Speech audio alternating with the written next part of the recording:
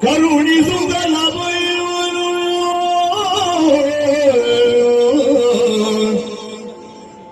ಕರುಣಿಸುತ್ತ ಅಭಯವರು ನುಡಿದಳು ಕಿರಿದು ಸಮಯದಿ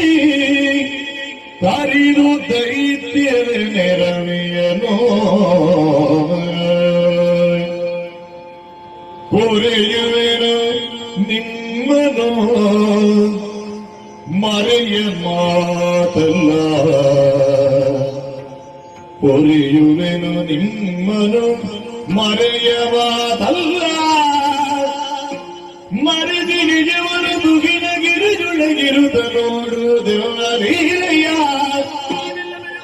ಮರೆದಿ ನಿಜವನು ದುಗಿನ ಗಿರಿಯೊಳಗಿರುತ್ತ ನೋಡುವುದೆಲ್ಲ ಲೀಲೆಯ ಹರುಷದೊಳಗಿರೋದನುತ ತ್ರಿದಶನಿಗರುಗೆ ಶ್ರೀದೇವಿ ಮರುಗದಿರು ಸುರಪಾಲ ಮರೆಯ ಮಾತಲ್ಲ